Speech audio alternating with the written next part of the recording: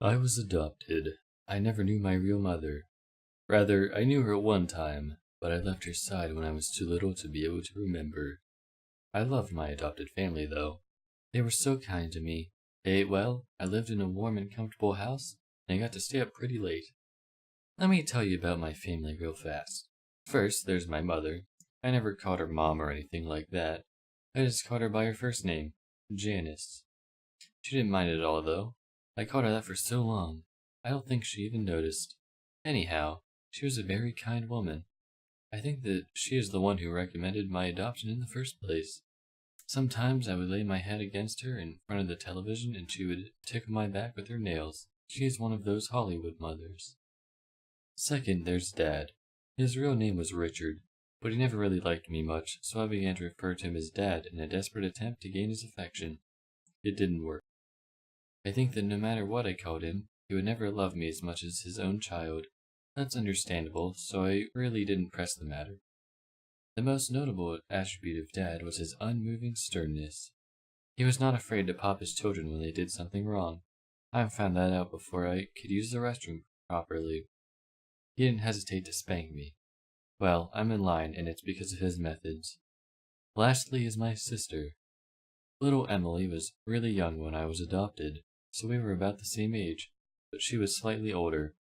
I like to think of her as my little sister, though. We got along better than any sibling could possibly get along. We would always stay up late together and just talk. Well, she did a lot of the talking. I mostly just listened because I loved her. It was a great setup that we had. We were short on bedrooms, so, because I didn't want to sleep in the living room by myself when I was littler, I had a pallet set up for me next to her bed on the floor. This is where I have slept since. But it was cool with me because I enjoyed being with her, and I have always felt pretty protective of my little sis. Everything changed on a horrible Wednesday night. I was at home taking a nap when little Emily opened the front door. The sound of the door opening pulled me to a state of consciousness, and I walked from the room down the hall to the living room. That's when I first remembered it was Wednesday. I was never any good at keeping track of what day it was. Actually, I'll just go ahead and say it. My sense of time was horrible, but nevertheless, I knew it was Wednesday because Emily had just come home from her church's youth group gathering. She walked in the front door and hugged me, and then was followed in by Dad and Janice. "You have a good nap?" Janice asked teasingly as she ruffled up my hair. I just shook my head away and snorted in a manner that clearly expressed that I was teasing back with her. "Don't you snort at your mother like that," said my father gruffly with authority. He shut the door behind him and hung up his coat. I was clearly joking, I groaned under my breath. He must not have heard me because I didn't feel him smack me. Emily then proceeded to her room, and I followed. She started telling me about her day. You know, usual teenage girl stuff, but I listened so that she would feel better. After her summary, she suggested watching TV, and I obliged and jumped onto the couch as she was going for the remote. She rolled her eyes at my little brother-like immaturity and scooted me over and sat down. The TV turned on and we watched it together until the sun went down. Emily was the kind of girl that, instead of watching cartoons and soap operas, would rather watch Discovery and Natural Geographic. I like those too, so I didn't mind. Actually, those were the only channels that could hold my attention. So it got late, and Janice walked up behind the sofa. "Emily, it's past your bedtime. Turn off the television and go to your room. You too." She pointed at me. Emily turned off the program we were watching grudgingly and stood up. She started down the hallway to our room. As I followed, I couldn't shake the feeling that something wasn't right. We went into our room and Emily turned off the light. Just as she did, I caught a flash of movement out of the corner of my eye. It was out the window. But as soon as I redirected my line of sight to where the window was, no longer in my peripheral vision, what it was that I thought I saw was gone. I still remained alert, for my sister's sake. I lay there in the darkness with nothing but the thin ray of light from the street lamp outside to illuminate the room. It wasn't much. Time and time again I could have sworn that I heard subtle sounds just out the window.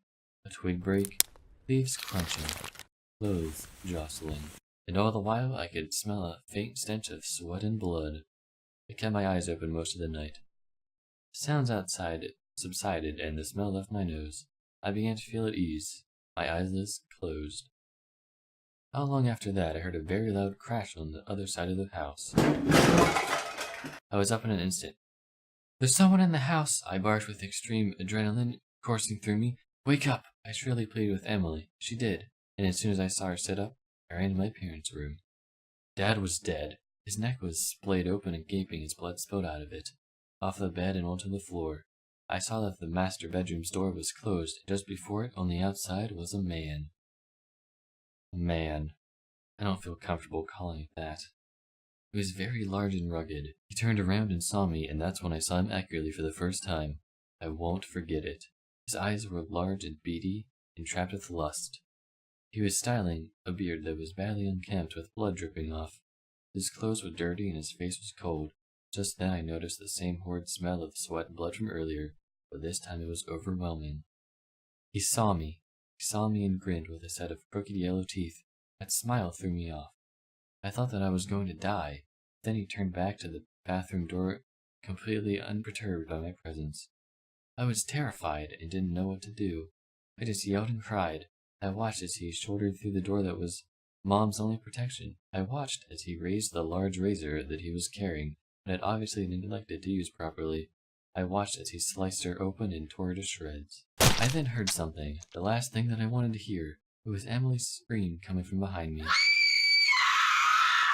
The large monstrosity looked up from my butchered mother and stared at my little sister. I was distraught. He stood up and quickly started walking towards us. My sis turned and ran, and I was at a loss when he bypassed me and went straight after her. Why was she still in the house?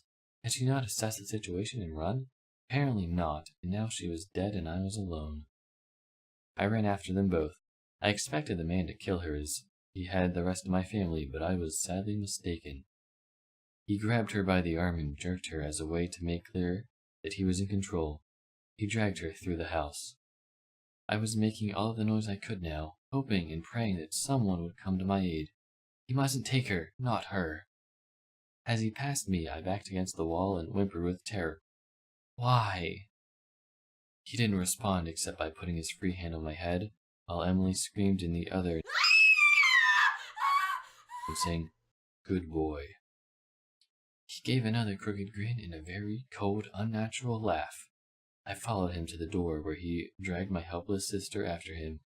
He opened it, pulled her out, and slammed it shut behind him. I am now sitting in the house with my mutilated adopted parents, shivering and whimpering with dismay. He's out there with her, doing who knows what to her, and I can't do anything. I would if I could, but I can't. I would chase after them in a heartbeat, but I can't. I sit here, looking at the front door. I look down at my paws. If only I could open doors.